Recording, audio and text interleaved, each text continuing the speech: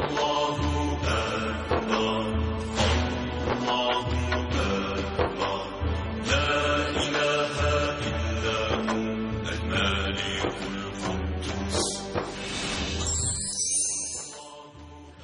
باللہ من الشیطان الرجیم بسم اللہ الرحمن الرحیم۔ محترم خواتین و حضرات، السلام علیکم۔ پیام صبح کے ساتھ ایک بار پھر حاضر میں ہوں آپ کا میزبان انیق احمد۔ خواتین و حضرات، سورہ بقرہ پر گفتگو ہو رہی ہے۔ آج ہم انشاءاللہ تعالی سورہ بقرہ کی آیت نمبر 248 پر بات کریں گے۔ طالوت کا واقعہ بیان ہو رہا ہے۔ حضرت شمویل علیہ السلام کے پاس جب قوم پہنچتی ہے بنی اسرائیل کی اور بادشاہ کا مطالبہ کرتی ہے تو حضرت شمویل علیہ السلام نے اللہ تعالیٰ کے سامنے دعا کی اور درخواست رکھی کہ بادشاہ اللہ تعالیٰ عنایت فرما دے۔ تو اللہ تعالیٰ نے فرمایا حضرت شمویل علیہ السلام سے کہ ایسا کرو کہ تم اپنے باورچی خانے میں تیل کو جب ابلتا ہوا دیکھو، کھولتا ہوا دیکھو، تو اس وقت یہ دیکھنا کہ کون یہاں سے گزر رہا ہے، جو گزرے گا اسی کو تم بادشاہ مقرر کر دینا۔ خواتین و حضرات، یہی واقعہ ہوا اور طالوت، جس کا نام ساؤل بیان کیا گیا ہے، طالوت وہاں سے گزرے۔ حضرت شمویل علیہ السلام نے انہیں بلایا، ان کو مسح کیا اور انہیں بادشاہت کی بات کی۔ طالوت نے یہ کہا کہ میں کیسے بادشاہ ہو سکتا ہوں، میں کیسے حاکم ہو سکتا ہوں؟ ایک تو یہ کہ میرا تعلق ایک غریب گھر سے ہے، ایک غریب قبیلے سے ہے۔ دوسری بات یہ ہے کہ میرا قبیلہ بہت چھوٹا ہے۔ طالوت کا تعلق بنیامین قبیلے سے تھا اور وہ مالی اعتبار سے بھی کمزور تھے۔ جب یہ خبر پہنچی بنی اسرائیل کے پاس تو بنی اسرائیل نے قبول کرنے سے انکار کر دیا طالوت کو۔ بہت ساری باتیں اس سلسلے میں ہماری ہو چکی ہیں پچھلے پروگرامز میں۔ جہاں تک ہماری بات پہنچی تھی، یعنی کل ہم نے بات کی تھی کہ حضرت شمویل علیہ السلام نے بتایا کہ طالوت کو کیا کیا کہ علم اور جسم دونوں اللہ تعالیٰ نے عطا کیے ہیں۔ یہ سورہ بقرہ کی آیت نمبر 247 جس پر گفتگو کل تفصیل کے ساتھ ہوئی۔ خواتین و حضرات، آج جس آیت کی طرف ہم بڑھ رہے ہیں، یعنی سورہ بقرہ آیت نمبر 248، اس میں اللہ تعالیٰ ارشاد فرما رہا ہے کہ حضرت شمویل علیہ السلام نے یہ کہا بنی اسرائیل سے کہ یہ طالوت وہ ہے کہ جو تمہیں تابوت سکینہ واپس کروا دے گا۔ جالوت نے حملہ کیا تھا، یہ بھی ایک تاریخ ہے، اس پر بھی گفتگو ہم کروائیں گے کہ کیا رہا اور پھر کس طرح جالوت نے تابوت سکینہ پر قبضہ کیا، اپنے ساتھ لے کر چلے گئے۔ پھر کیا واقعہ ہوا جہاں رکھا گیا وہ تابوت، اور اس میں ایک تو یہ کہ تابوت کی حقیقت کیا ہے، تابوت سکینہ کہتے کسے ہیں۔ جالوت جب لے کر چلے گئے، اس پر قبضہ کر لیا انہوں نے، تو وہاں پر جو بڑا ان کا ایک مجسمہ تھا، جو بت تھا، وہ گرا اور پھر وہاں ہنگامے ہوئے، جو کچھ ہوا، جو معاملات، وبا پھوٹی، یہ تمام مختلف تفاصیر میں یہ واقعات موجود ہیں۔ پھر انہوں نے یہ کیا، یعنی جالوت نے، کہ ایک بیل گاڑی پر ہانک دیا اور پھر یہ ہوا کہ وہ بیل گاڑی تابوت سکینہ کو بنی اسرائیل کے پاس لے کر آ گئی اور تابوت سکینہ ان کے پاس دوبارہ پہنچ گیا، یعنی بنی اسرائیل کے پاس۔ تابوت سکینہ ہے کیا، اس پر بھی ہم بات کریں گے۔ اس کی حقیقت کیا ہے، تابوت کہتے کسے ہیں، کیا کوئی صندوق ہے، ان میں کون کون سی اشیاء ہیں، تبرکات ہیں حضرت موسیٰ علیہ السلام کے، حضرت ہارون علیہ السلام کے۔ پھر کچھ مفسرین نے یہ ذکر بھی کیا ہے اس تعلق سے کہ اس میں ایک بلی کا سر بھی موجود ہے، اور ہوتا یہ رہا کہ جب بھی مقابلہ ہوتا تو یہ بلی اپنی دو زبانیں باہر نکالتی اور تیز ہوا، زناٹے دار ہوا چلتی۔ مسلمانوں پر جو یہ ہوا چلتی تو وہاں پر نور پھیلتا، اور جب یہ کفار پر چلتی تو وہاں پر ظلمتیں پھیل جاتی۔ یہ بھی ہم جاننا چاہیں گے اپنے عہد کے جید علماء سے۔ خواتین و حضرات، تابوت سکینہ کے حوالے سے بات کریں گے، پھر اس آیت کو جوڑیں گے حالات حاضرہ سے، جیسا کہ ہم پیام صبح میں اکثر یہ سوال رکھتے ہیں کہ قرآن کریم کی اس آیت کا ہم سے کیا تعلق اور کیا ربط بنتا ہے۔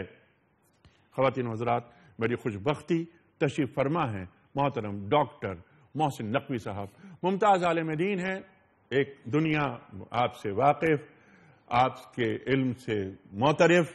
خواتین و حضرات، پاکستان میں پڑھا، پاکستان کے باہر پڑھا، پاکستان میں پڑھایا، پاکستان کے باہر پڑھایا. کمپیریٹیو اسٹڈیز آف ریلیجن آپ کا خاص موضوع، اور آج ہم ڈاکٹر محسن نقوی صاحب سے بہت سیکھیں گے اس آیت کے حوالے سے. تشریف فرمائیں محترم مفتی نذیر احمد خان صاحب. پیام صبح کا لازمی جز تشریف لاتے ہیں، کئی کتابوں کے مصنف. جب بھی گفتگو آپ فرماتے ہیں ہم سب سیکھتے ہیں، عہد کا لمس آپ کی گفتگو میں. خواتین و حضرات، پروگرام کا آغاز کرتے ہیں اللہ تعالیٰ کے بابرکت نام سے. سورہ بقرہ آیت نمبر 248 248 تلاوت کرنے کا شرف حاصل کر رہا ہوں.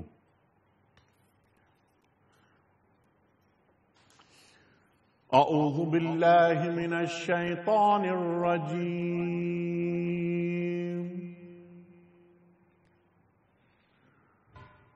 بسم اللہ الرحمن الرحیم.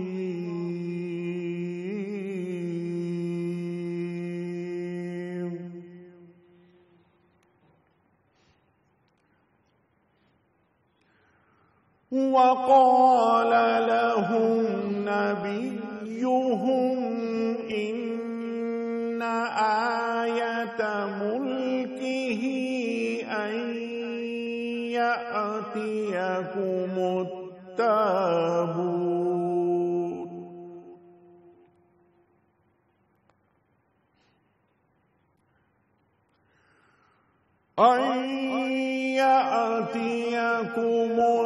التابوت فيه سكينة من ربكم وبقية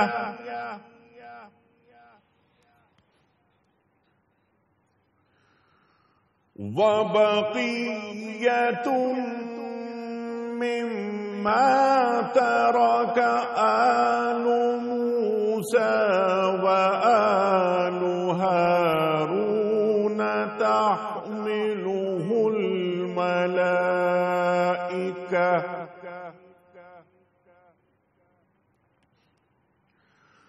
إن في ذلك لآية لكم إن كنتم مؤمنين.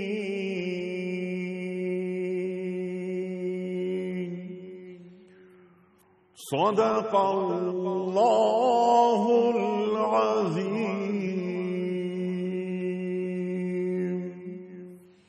سورہ بقرہ آیت نمبر 248. اللہ تعالیٰ ارشاد فرما رہا ہے کہ اس کے ساتھ ان کے نبی نے ان کو یہی بتایا کہ خدا کی طرف سے اس کے بادشاہ مقرر ہونے کی علامت یہ ہے کہ اس کے عہد میں وہ صندوق تمہیں واپس مل جائے گا جس میں تمہارے رب کی طرف سے تمہارے لیے سکون قلب کا سامان ہے، جس میں آل موسیٰ علیہ السلام اور آل ہارون علیہ السلام کے چھوڑے ہوئے تبرکات ہیں، اور جس کو اس وقت فرشتے سنبھالے ہوئے ہیں. اگر تم مومن ہو تو یہ تمہارے لیے بہت بڑی نشانی ہے. صدق اللہ العظیم. محترم ناظرین، اس سے پہلے کہ ہم سوال رکھیں، پہلا محترم ڈاکٹر محسن نقوی صاحب کی خدمت میں کل جو سوال ہم نے رکھا تھا آپ کی خدمت میں، اس کا درست جواب. اور آج کا سوال، کل کا سوال یہ تھا کہ مسلمانوں نے مکے سے پہلی ہجرت کہاں کی؟ درست جواب حبشہ. آج کا سوال نوٹ فرما لیجئے. غزوہ احد میں سرکار دو عالم صلی اللہ علیہ وآلہ وسلم نے پہاڑی مورچے پر تیر اندازوں کے دستے کی کمانڈ کس صحابی کے ہاتھ میں دی؟ 3 آپشنز: حضرت مصعب بن عمیر رضی اللہ تعالی عنہ، حضرت عبداللہ بن جبیر رضی اللہ تعالی عنہ، یا حضرت حذیفہ رضی اللہ تعالی عنہ. درست جواب روانہ فرمائیں. ہمارے ٹیلی فون نمبرز ہیں 009221343000980 اور 981. اگر آپ ای میل کے ذریعے اپنا سوال کا جواب بھجوانا چاہتے ہیں تو ہمارا ای میل ایڈریس ہے ps@dunyatv.tv. ہمارا SMS کا نمبر 3031.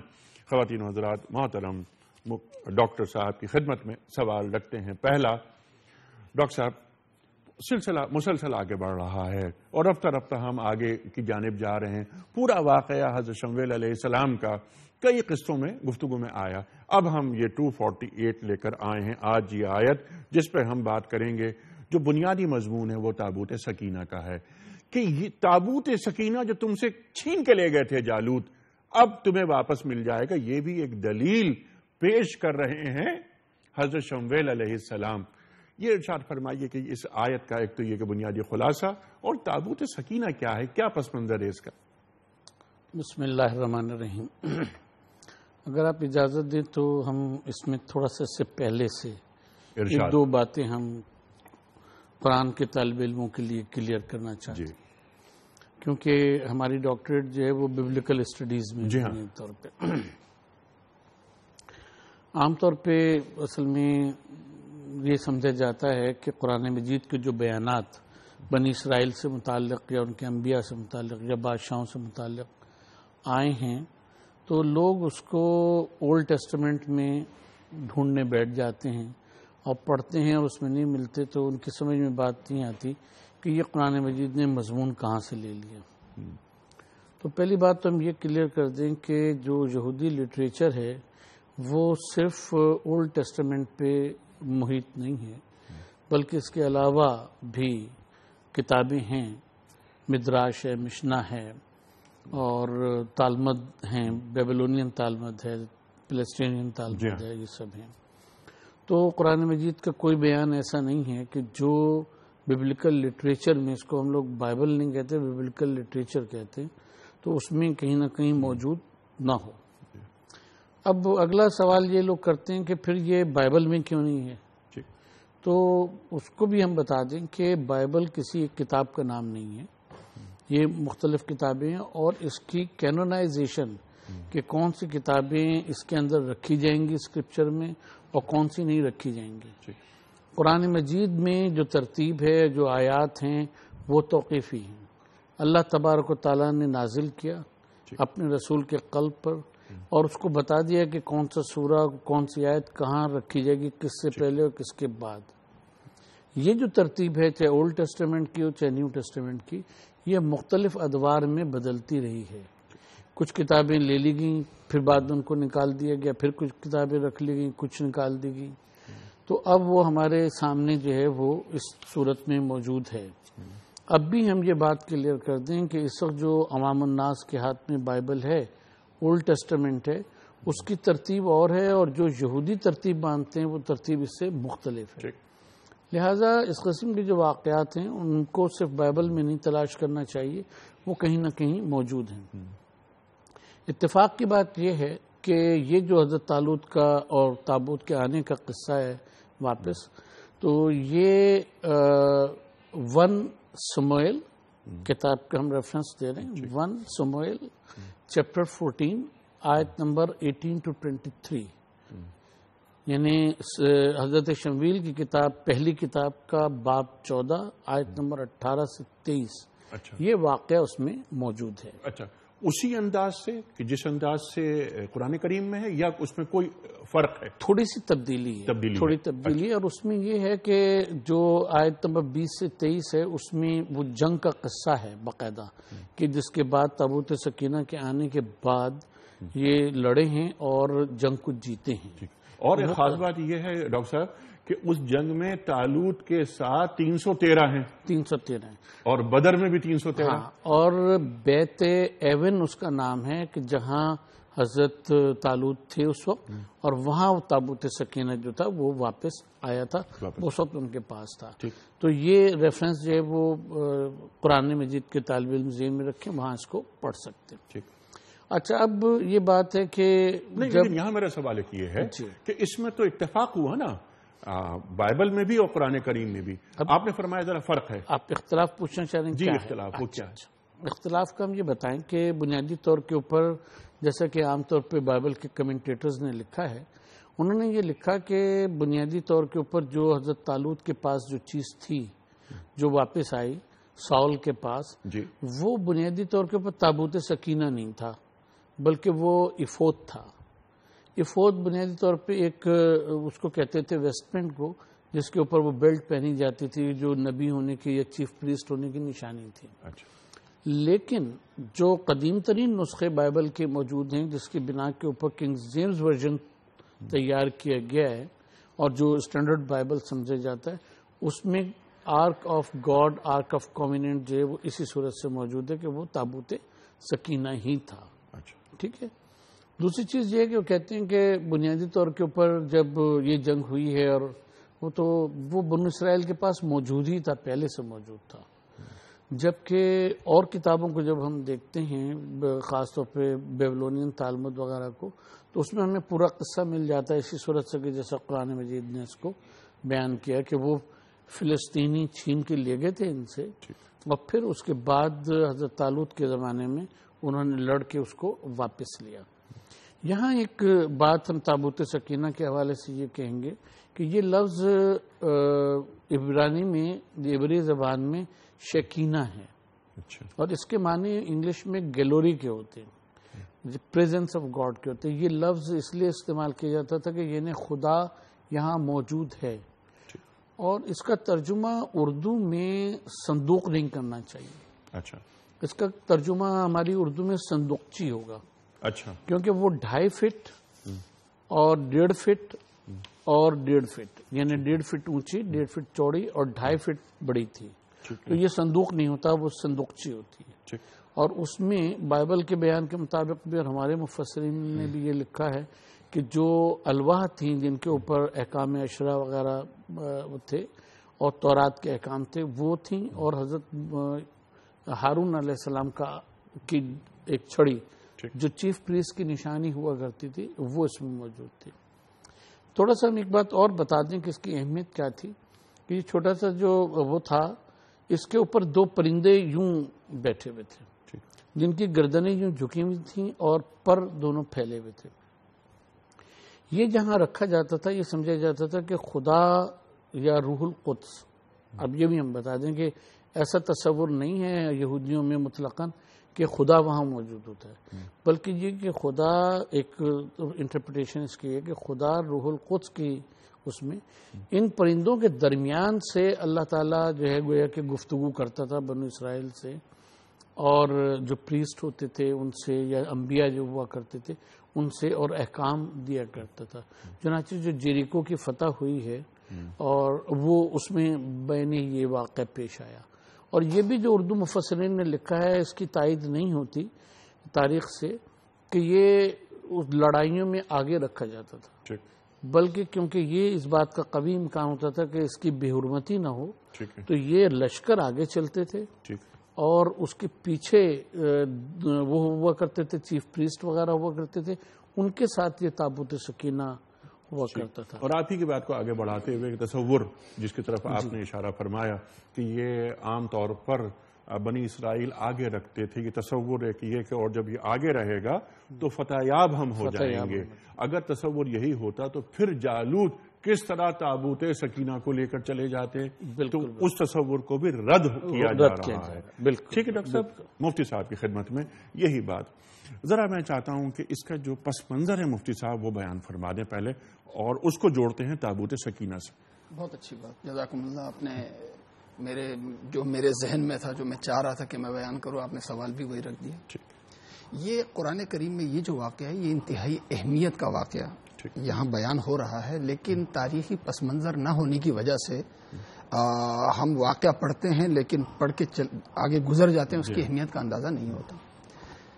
ایک زمانے میں ہم نے انبیاء کرام علیہ الصلوۃ والسلام کے واقعات کی ایک سیریز ہم نے کری تھی. اس میں ہم یہاں تک پہنچے تھے میدان تیہ، اور پھر حضرت موسیٰ علیہ السلام اور حضرت ہارون علیہ السلام کا انتقال وہی میدان تیہ میں ہو جاتا ہے. ٹھیک ہے، 40 سال وہی محرمۃ علیہم 40 سنہ یتیہون فی الارض فلا تأس علی القوم الفاسقین.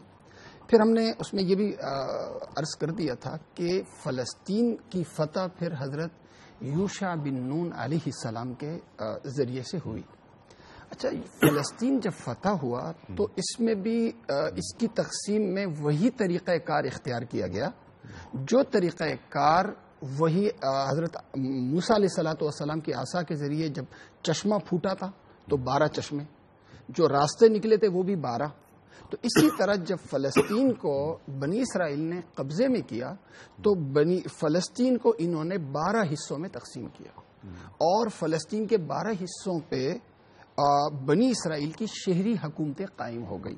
اچھا، شہری حکومتیں قائم ہونے سے ان کی آپس میں چپکلشیں بڑھ گئی، آپس میں ان کی رنجشیں بڑھ گئیں، اختلافات بڑھ گئے، آپس میں لڑائیاں ان کی بڑھ گئی، جس مقصد کے لیے انہیں یہاں لایا گیا تھا کہ لوگوں کے عقائد، لوگوں کے اعمال یہ تبدیل کیے جائیں، اور ان کے اعمال پہ محنت کر کے جو صحیح ہے اس کے کرنے والے ہوں، جو غلط ہے اس سے یہ بچنے والے ہوں۔ بجائے دینی انقلاب لانے کے انہوں نے بھی یہ دوسری قوموں کے رنگ میں رنگ گئے، اور انہوں نے بھی وہی کرنا شروع کیا جو اس سے پہلے یہاں کے لوگ کرتے تھے۔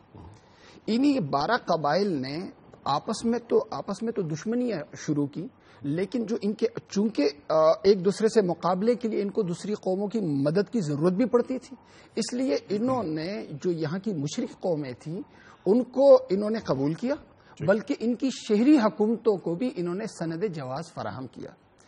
آگے چلتے چلتے قرآن کریم کی وہ جو آیت ہے نا، وَقَضَّيْنَا إِلَىٰ بَنِي إِسْرَائِيلَ فِي الْكِتَابِ لَتُفْسِدُنَّ فِي الْأَرْضِ مَرَّتَيْنِ وَلَتَعْلُنَّ عُلُوًّا كَبِيرًا، ٹھیک ہے، تمہیں بڑا عروج ملے گا، لیکن اس عروج کا اظہار بجائے اصلاح اعمال اور دینی انقلاب کی صورت میں اس عروج کا اظہار ہونے کے فساد عظیم اور سرکشی کی صورت میں تم کرو گے، اور یہ عروج 2 مرتبہ ملے گا، 2 مرتبہ۔ یہ پہلے والے عروج کی طرف یہ جو یہاں پہ اشارہ ہے، لَتُفْسِدُنَّ فِي الْأَرْضِ مَرَّتَيْنِ وَلَتَعْلُنَّ عُلُوًّا كَبِيرًا فَإِذَا جَاءَ وَعْدُ أُولَاهُمَا بَعَثْنَا عَلَيْكُمْ عِبَادًا لَنَا أُولِي بَأْسٍ شَدِيدٍ فَجَاسُوا خِلَالَ الدِّيَارِ، اس طرف یہ ہے اشارہ۔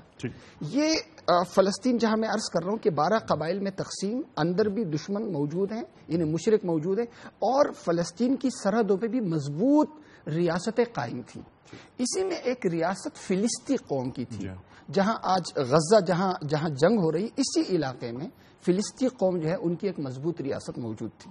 انہی لوگوں نے اپنے ساتھ موآبیوں کو، عمونیوں کو، اور دوسرے جو فلسطین کے اندر تھے ان کو آپس میں ملایا، یعنی اندر سے بھی دشمن، باہر سے بھی مضبوط دشمن، انہوں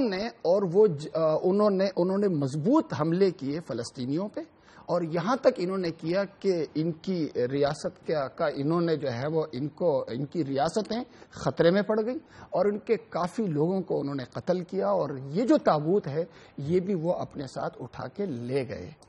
اب جب لے گئے، قریب تھا کہ فلسطین کی ریاست ختم ہو جائے، اور لے جانے والوں میں جالوت شامل ہے، ٹھیک ہے، تو قریب تھا کہ بنی اسرائیل ختم ہو جائے، ان کی ریاست بالکل ختم ہو جائے۔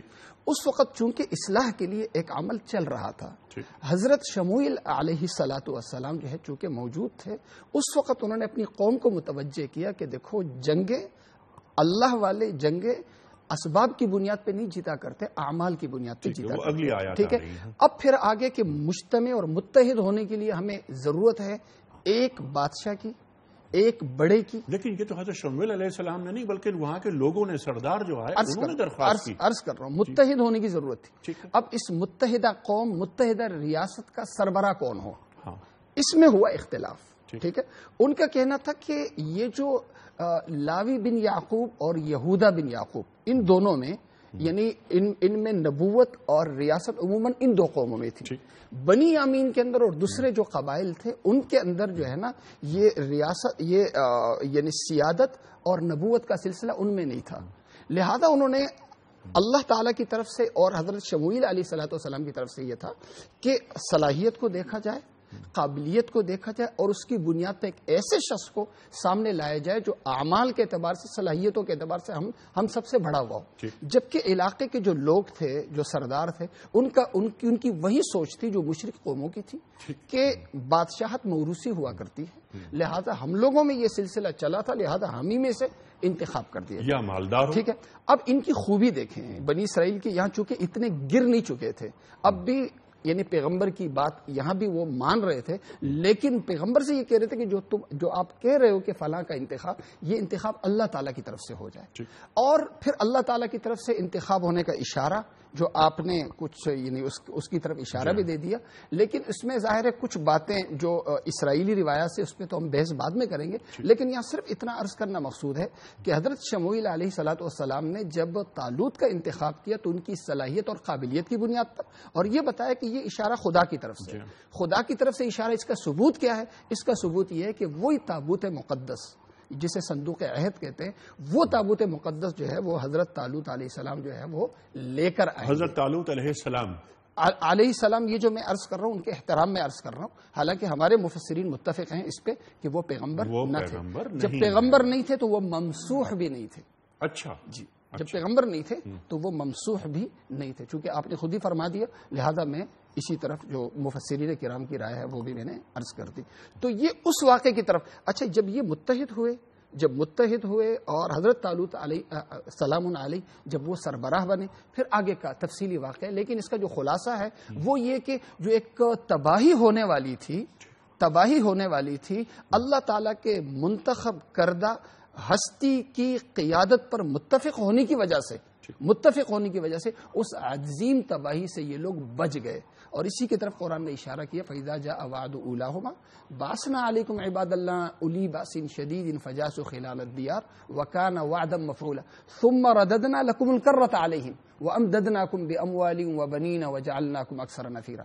تو یہ جو متحدہ ریاست تھی، اس کے پہلے سربراہ حضرت طالوت، دوسرے سربراہ حضرت داؤد، اور تیسرے سربراہ حضرت سلیمان علیہ السلام۔ اس کے بعد پھر کیا ہوا؟ یہ دو ریاستوں میں بڑھ گئے، بنی یہودا اور فلسطین۔ پھر آگے ہوئی بات، پھر فَإِذَا جَاءَ وَعْدُ الْآخِرَةِ میں اس کا ذکر۔ طالوت کے بعد پھر یہ کہ جب لڑائی ہوئی، اور پھر لڑائی میں حضرت داؤد علیہ السلام نے کس طرح جالوت کو وہ پتھر مار کر جو اس کے ماتھے پہ لگا اور وہ اس سے قتل ہوا۔ پھر جالوت کو تباہ کرنے کے بعد طالوت کی بیٹی سے حضرت داؤد علیہ السلام کی شادی ہوتی ہے، اور یہ 6 بھائی وہاں پہنچتے ہیں، اور اس پہ ہم انشاءاللہ بات کریں گے۔ لیکن یہ جو تاریخی پس منظر ہے، اس طریقے سے جیسے ڈاکٹر صاحب نے بھی ماشاءاللہ اچھے انداز سے بیان کیا کچھ باتیں میں نے، اب یہ کہ واقعے پر جب ہم بحث کریں گے، آیت پہ بحث کریں گے، تو اس کی بحث کے اندر پھر ایک لطف اس میں اب میں آیت کی طرف ہی آ رہا ہوں۔ یہ ڈاکٹر صاحب اس میں کچھ مزید اضافہ کرنا چاہ رہے ہیں؟ جی ہم، یا میں آیت پر آ جاؤں؟ ہم اضافہ کریں۔ اشارہ دیکھیے یہاں جو یہ گفتگو ہے کہ حضرت طالوت جو تھے وہ نبی تھے یا نہیں تھے، ہمارا اپنا خیال یہ، اور بعض مفسرین بھی اس طرف گئے کہ وہ نبی تھے۔ اچھا، اس کا جو ہے وہ قرآن مجید اس کی طرف اشارہ کرتا ہے۔ اچھا، قرآن کریم کہاں اشارہ کرتا ہے؟ ہم عرض کرتے ہیں کہ زادہ بسطتاً فی العلم والجسم۔ العلم کی اصطلاح قرآن مجید میں جو آئی ہے وہ بنیادی طور کے اوپر علوم الہیہ کے لیے آئی، ٹھیک ہے، اور اس میں پھر زیادتی کا ذکر کرنا اور اللہ تعالیٰ کی طرف سے یہ کہنا کہ اللہ تعالیٰ نے اس کو بنایا ہے۔ دیکھیے یہ وہ خصوصیات ہیں کہ جو حضرت سلیمان علیہ السلام کو بھی ملی، حضرت داؤد علیہ السلام کو بھی ملی، حضرت داؤد سے زیادہ حضرت سلیمان کو ملی، آصف بن برخیہ کو بھی ملی، آصف بن برخیہ کو بھی ملی۔ آصف بن برخیہ کو تو ہم نبی نہیں تسلیم کرتے، لیکن آصف بن برخیہ حاکم نہیں تھے، حاکم نہیں بنائے گئے۔ آپ علم کا حوالہ آپ نے دیا، اس لیے اس میں یہ ہے صرف قرآن مجید یہ کہتا ہے کہ ان کو علم من الکتاب تھا۔ یہاں العلم کا زادہ بسطتاً فی العلم والجسم کہا گیا ہے، تو اس سے مفسرین کی ایک بڑی تعداد اس طرف بھی گئی ہے کہ اشارہ اس طرف ہے کہ یہ نبی بھی تھے۔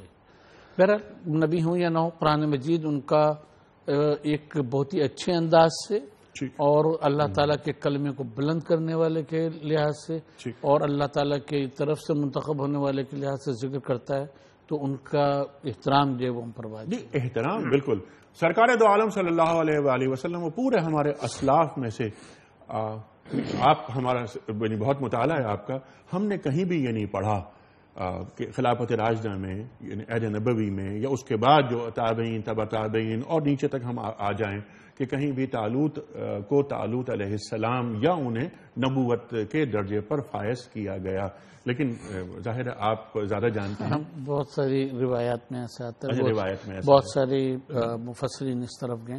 بہرحال یہ ہمارا خیال ہے بحث اہم نہیں ہے۔ جی بالکل ٹھیک۔ اہم یہ بات ہے کہ ان کا ذکر اللہ تبارک و تعالیٰ نے جس طرح سے کیا ہے تو اس لحاظ سے وہ بہرحال قابل احترام اور بنی اسرائیل میں کیونکہ ایک وقت میں کئی انبیاء ہوا کرتے تھے اور کسی کو حکومت ملی ہے کسی کو نہیں ملی ہے، تو اس لحاظ سے حضرت طالوت علیہ السلام کچھ پس منظر میں دیکھنا ہے۔ ٹھیک ہے، آپ کچھ فرمانا چاہ رہے ہیں؟ میں بس یہی اس طرف کہ طالوت کو سلام علیہ انہیں یہودی نبی مانتے ہیں، اسی لیے ممسوح کا جو لفظ ہے وہ اسی لیے یعنی بعض تفاسیر کے اندر حضرت شموئیل علیہ السلام کا یہ جو مسح ہے وہ تیل کی کپٹی جو ہے ان کے سر پہ ڈھیلی گئی اور وہ مسح کیا گیا اور ان سے پھر کہا گیا کہ یہ جو ممسوح ہوئے یہ خدا کا ہاتھ تم پہ تھا، تو اسی سے یہودی حضرات کہتے ہیں کہ وہ نبی تھے، لیکن ہمارے جتنے مفسرین ہیں جمہور مفسرین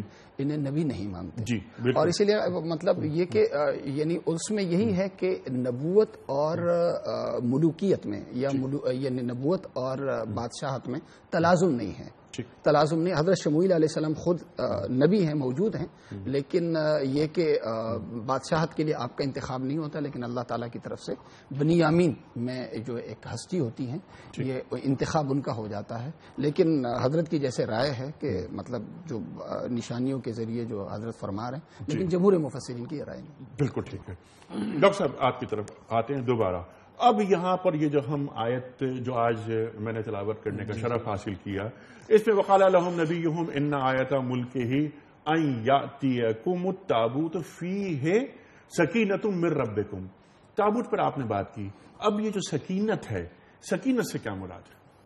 تابوت کے بارے میں بھی ہم یہ بات عرض کریں کہ یہ لفظ جو ہے وہ تے و بے سے ہے، ٹھیک ہے، اور تابوت کے معنی جیسا کہ جوہری نے اپنی صحا میں کہا ہے، یعنی یہ اس کو اس لیے کہا جاتا ہے کہ پلٹنا بار بار۔ تابوت جو ہوتا ہے میت کو لے جانے والا، اس کو بھی تابوت اس لیے کہتے ہیں کہ اس میں جو چیز رکھ کے آتی ہے جائی جاتی ہے وہ پھر دوبارہ اس میں رکھی جاتی ہے، پھر جاتی ہے، پھر آتی ہے، پھر جاتی ہے، تو کیونکہ اس کی طرف بار بار رجوع کیا جاتا تھا اس لیے بنیادی طور پہ اس کو تابوت کہتے ہیں، اور یہ لفظ جو ہے دے و بوز با اس کا مادہ ہے۔ اچھا، اب آگے چلیں، اگر اور رحموت اور ملکوت کی طرح سے یہ تابوت کا لفظ ٹھیک۔ دوسری چیز یہ کہ سکینہ کا جو یہاں ذکر ہے تو ہم نے جیسا اس کے کہ یہ لفظ عبری زبان میں شکینہ ہے، اور اس کا جو مادہ ہے شین کاف نون ہے، جو عربی میں سے کاف نون ہے، جس کے معنی کہیں رہنا اور سکونت اختیار کرنا، کیونکہ یہ سمجھا جاتا تھا کہ یہ پریزنس آف گاڈ، یہ یہاں اس کا مطلب، اس کے موجودگی کا مطلب پریزنس آف گاڈ ہے کہ یہ موجود ہے، تو تابوت سکینہ کا مطلب گلوری آف گاڈ جہاں موجود ہے، تو اس لحاظ سے اس کو تابوت سکینہ عبری میں بھی کہا گیا اور ہماری عربی میں بھی یعنی قرآن مجید میں بھی اس کو تابوت سکینہ کہا گیا، اور کیونکہ یہ قرآن مجید میں یہاں پہ اس آیہ مبارکہ میں بطور مصدر کے آیا ہے، اور اس کا مطلب یہ ہے اور فیہ کے ساتھ آیا ہے، تو اس کا مطلب یہ کہ یہ ظرف زمان یہاں پہ بنا دیا گیا اس کو، اور ظرف مکان بنا دیا گیا، تو اس میں اشارہ اس طرف ہے کہ یہود کو اس بات سے دلی اطمینان اور سکون ملتا تھا، قرار ملتا تھا کہ یہ ہمارے ساتھ ہے، اب ہم کو شکست نہیں ہو سکتی۔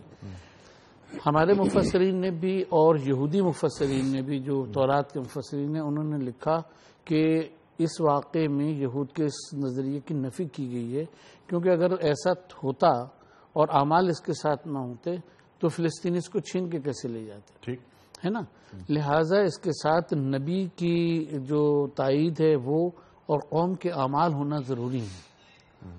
جب قوم کے اعمال وہ نہ رہے اور انہوں نے اپنے بدعمالیاں کی اور انبیاء کی باتوں کو نہ مانا، جیسے جو نبی یرمیہ ان کا پورا نوحہ بائبل میں موجود ہے، تو اس کا نتیجہ یہی ہونا تھا کہ تابوت سکینہ ان سے چھین لیا جائے، اور اس کی واپسی کیونکہ ان کے لیے باعث قرار تھی، لہٰذا اس کو یہاں پہ تابوت سکینہ کہا گیا، یعنی دونوں چیزوں کی طرف یہاں اشارہ ہے، دونوں چیزوں کی طرف اشارہ ہے کہ یہ طالوت کیا کریں گے کہ طالوت تمہیں وہ جو تمہارا چھنا ہوا صندوق ہے یا تابوت سکینہ واپس دلوا دیں گے، جو تمہارے لیے تمہارے سکون قلب کا ذریعہ ہوگا۔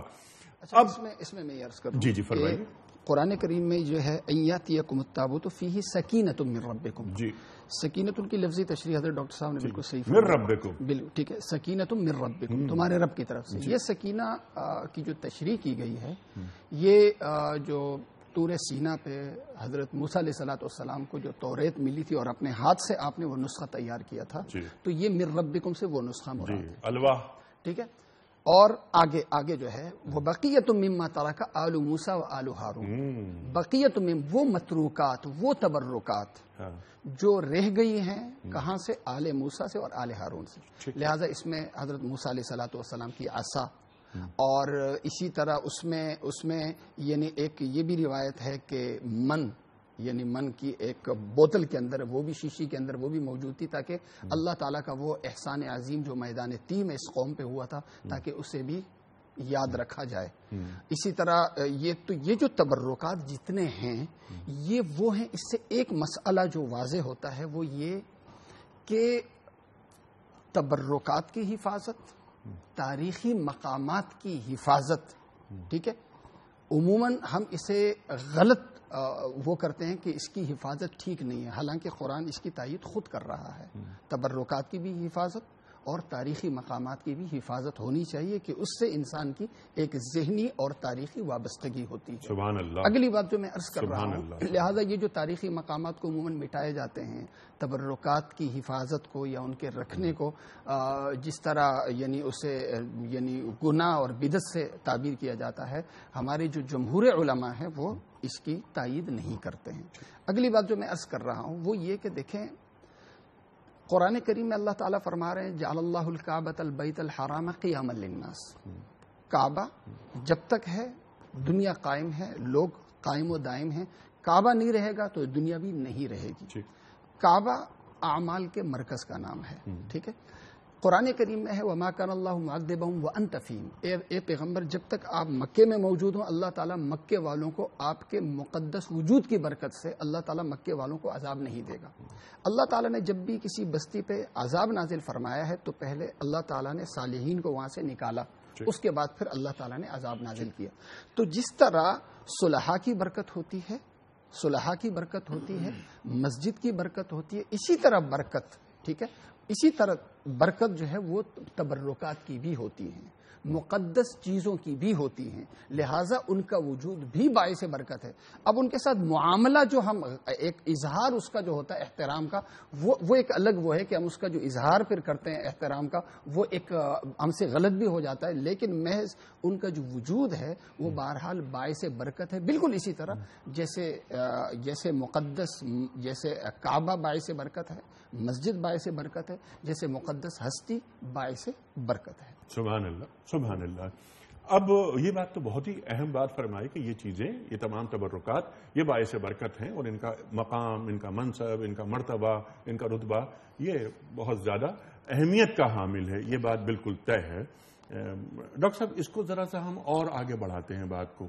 یہاں پر یہ جو بات آئی ہے بقیہ کے بعد کہ مما ترکا، اب یہ ترکا میں ہم صرف یہی ترکا لیں یا اخلاق موسیٰ و ہارون، کیا اس کو بھی لا سکتے ہیں ہم گفتگو میں کہ ترکے میں وہ بھی چھوڑا گیا ہے؟ دیکھیں، ہم آپ سے عرض کریں کہ مفتی صاحب نے بڑی عمدہ تشریح فرمائی ہے۔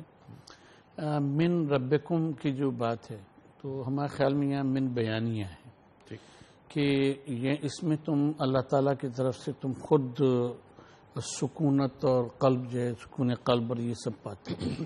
جیسے ہم نے عرض کیا کہ مسلمان مفسرین نے بھی اور یہودی مفسرین نے بھی یہ بات کہی کہ اس کا وجود اپنی جگہ کے اوپر، لیکن اصل چیز وہ تعلیمات اور وہ چیزیں ہیں، اعمال ہیں کہ جو قوم کو ترقی دیتے ہیں یا وہ کرتے ہیں یا فتح مند کرتے ہیں۔ سبحان اللہ۔ اچھا، اب یہ مما جو ہے اس میں بھی آپ دیکھیں کہ اس میں من جو ہے وہ تبعیضیہ آ گیا اور ما جو ہے وہ موصولہ آ گیا، جس کے معنی ہے کہ جو کچھ انہوں نے چھوڑا تھا، اب وہ کیا چھوڑا تھا، اس میں اہم چیز جو ہے، دیکھیے قومیں جو ہیں جو ایمان لائی ہیں انبیاء پر، یا تو تعلیمات سے لائی ہیں، یا جاہل قومیں تو وہ معجزات سے لائی ہیں۔ تو تورات بھی اس میں موجود ہے، صندوق میں، صندوقچی میں، اور عصائے موسیٰ اور عصائے ہارون بھی موجود ہے۔ تو یہ بنیادی طور کے اوپر یہ ایک ریمائنڈر ہے ان کو کہ تم نبی اور اس کی تعلیمات کو جب تک ذہن میں رکھو گے، جو کچھ انہوں نے چھوڑا وہ مراد نہیں ہے. مما کے معنی یہ ہیں کہ جو کچھ اس میں سے چھوڑا اس میں سے کچھ حصہ. اور دونوں کا ذکر اس لیے کیا ہے کہ آل موسیٰ اور آل ہارون کا، کہ اب ہم آپ کو بتائیں یہاں ایک فرق یہ ہے کہ بائبل کی سے یعنی یہودی تھیولوجی میں حضرت ہارون علیہ السلام نبی نہیں ہیں. حضرت ہارون علیہ السلام کی نسل میں جو چیف پریسٹ کا عہدہ تھا وہ ان کی نسل میں چلا، اور نبوت جو ہے وہ حضرت موسیٰ علیہ السلام کے اس میں چلی. قرآن مجید حضرت ہارون علیہ السلام کو برابر سے نبی بتاتا ہے کہ تم دونوں جاؤ فرعون کے پاس اور تبلیغ کرو اور یہ ساری چیزیں. بلکہ حضرت موسیٰ علیہ السلام دعا مانگنے کہ میرے بھائی کو میرا وزیر بنا. ٹھیک جی.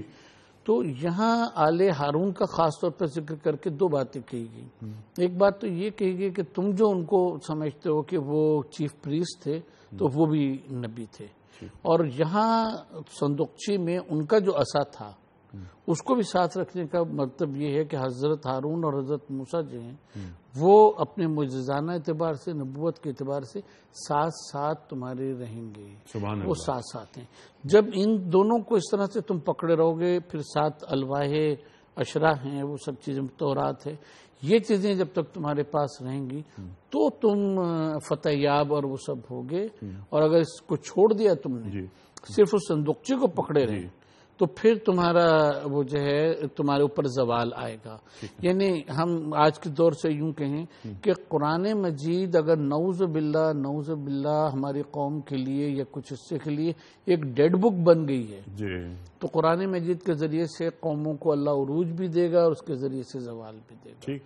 عروج اسی وقت دے گا کہ جب یہ ایک لیونگ بک کے طور کے اوپر ہمارے ساتھ رہے، اور ہم یہ ہمارے خون کے ساتھ اس کی تعلیمات جو ہے نا وہ خون کے ساتھ چلتی رہے اور دماغ میں بسی رہے. سبحان اللہ. اور اگر ہم صرف اس کو صندوق کی طرح، صندوقچے کی طرح، تابوت سکینہ کی طرح اپنے ساتھ رکھیں گے تو اس سے عروج نہیں ہمیں ملے گا. اس کی تعلیمات کو رد کرنا گویا ہے یہ، اور اس کی وجہ سے زوال پذیر ہوں گے.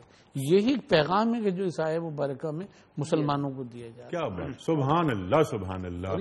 اسی جانب اگلی بڑی تباہی جب آئی تو وہ پھر تبرک کے طور پر تو اس کتاب کو لیا گیا، لیکن ایک پیغام اور ایک انقلاب کے طور پر نہیں لیا گیا. تو اس کے بعد فَإِذَا جَاءَ وَعْدُ الْآخِرَةِ لِيَسُوءُ وُجُوهَكُمْ وَلِيَدْخُلُوا الْمَسْجِدَ كَمَا. میں اسی جانب آ رہا تھا جس طرح ڈاکٹر صاحب نے فرمایا نا کہ ترکہ. اب یہ جو ترکہ یہاں پر آیا ہے تو وہ ترکہ صرف یہ کہ عصا یا آپ کا کرتا یا ایک وہ جو بلی کا سر.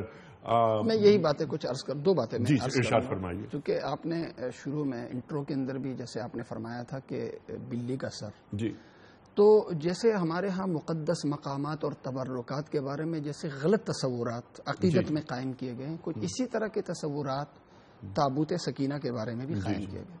اب توریت کے ساتھ ایک مردہ سر کا ہونا، عصائے موسیٰ کے ساتھ مردہ سر کا ہونا، اور وہ تابوت سکینہ میں ہونا، تو یہ ایک طریقے سے یہ توہین ہے تابوت کی. لیکن سب کتابوں میں لکھا ہوا ہے. لیکن جتنے بھی ہیں یہ اسرائیلی روایت ہے. ہمیں ظاہر ہے ایک روایت ہے اور ایک درایت ہے. درایت ہے کہ اللہ تعالیٰ نے آپ کو عقل سلیم دی، آپ خود عقل سے سوچیں اس چیز کو کہ کیا یہ ممکن ہے. ٹھیک ہے. لیکن ہمارے جس طرح آپ نے فرمایا، آپ نے ایک لفظ استعمال کیا یہاں اردو مفسرین، یہ ڈاکٹر محمد محسن نقوی صاحب نے یہ بالالتزام یہ لفظ استعمال کیا. تو جتنے اردو مفسرین ہیں انہوں نے، اور بڑے بڑے جید علماء، ان کے تفاسیر ہم دیکھتے ہیں تو اس میں یہ موجود ہے. اگر اجازت ہو. جی میں ایک بات عرض کروں. اصل میں ہمارے جو مفسرین کرام ہیں وہ اقوال جمع الگ کرتے ہیں، اور جب اس پہ قول فیصل دیتے ہیں نا تو وہ پھر الگ ہوتا ہے. جی بالکل. تو اس رائے پر کسی بھی مفسر نے قول فیصل نہیں دیے، یعنی اپنا فیصلہ نہیں دیا کہ یہ ٹھیک ہے. بالکل. اسرائیلی روایات کو اس بابت جمع ضرور کیا گیا ہے، لیکن آپ تفسیر قرطبی لے لیں، آپ جدید تفسیر وسیط لے لیں، آپ ابن کثیر لے لیں، آپ بغوی لے لیں، آپ جتنی بھی اردو بھی تفاسیر ہیں اس کے اندر بھی لے لیں، تو کسی بھی مفسر نے اس کو یعنی راج روایت قرار نہیں دیا، قول فیصل قرار نہیں دیا. لیکن اب دوبارہ ہم آ جاتے ہیں اسی بات پر جو ڈاکٹر صاحب نے اٹھائی بات. اس سے پہلے ہمیں سوال رکھا کہ ترکہ. اب ترکہ کیا ہوتا ہے؟ قرآن کریم سے آپ نے جوڑی اس بات. سبحان اللہ سبحان اللہ. وہاں پر توریت بھی ملی ترکے میں. یہودیوں نے کیا کیا کہ جو تعلیمات موسیٰ اور تعلیمات ہارون علیہم السلام ان کو چھوڑا.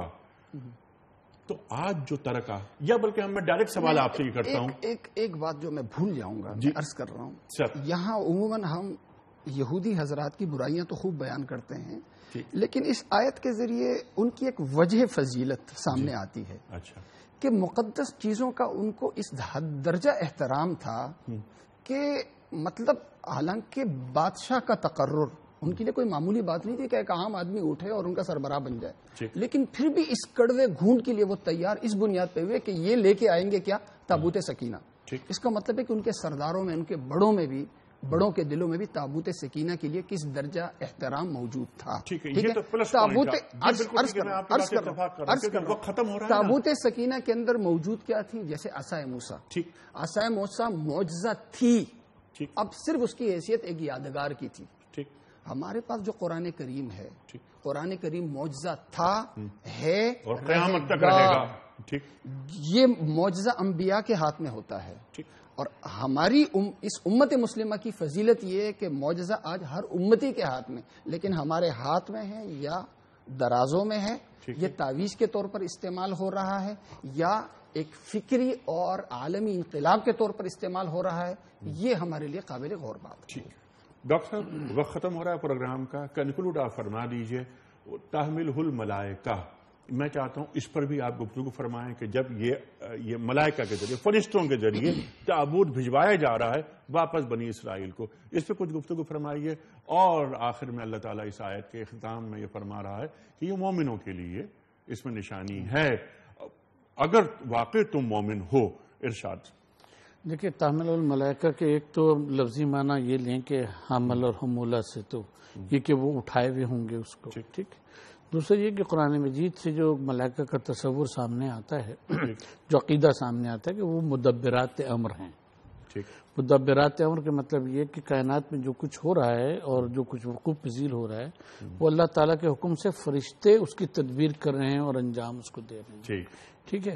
بنو اسرائیل کبھی بھی فلسطینیوں کے اوپر غالب نہیں آ سکتے تھے جب تک کہ اللہ تعالیٰ کی تائید حاصل نہ ہوتی، جیسے بدر میں اور احد میں ہم نے دیکھا کہ وہ فرشتے تھے وہ کرنے والے، اور سورہ انفال بتا رہی ہے۔ تو تحملہ الملائکہ کا مطلب یہ ہے کہ وہ اللہ تعالیٰ کے حکم سے آئیں گی۔ اب اگر اس کو وجودی طور پہ مانا جائے کہ فرشتے لے کر آئے اس کو، تو ہم اگر لفظ پہ ایمان رکھیں تو یہ بھی ممکن ہے کہ فرشتے ہاتھ لے کر آئے، لیکن اس کی ایک دوسری تعبیر یہ بھی ہو سکتی ہے عربی کی روح سے کہ وہ انتظام اللہ تبارک و تعالیٰ نے اپنے فرشتوں کے ذریعے سے کیا، کہ جیسے وہ ہے، اور یہ یہودی روایات میں بھی ہے کہ اس کے اوپر بیل کے اوپر وہ لاد دیا گیا ایک چیریٹ کے اوپر، اور اس کو پھر فرشتے جو تھے وہ گائیڈ کرتے اور مسلمان مفسروں نے بھی اتفاق کیا ہے۔ بالکل ٹھیک ہے ڈاکٹر صاحب، میں بڑا ممنون، بڑا شکر گزار، مفتی صاحب بڑا ممنون۔ خواتین و حضرات، تابوت سکینہ کے حوالے سے گفتگو، بلکہ یہ پہلا پروگرام اس سلسلے میں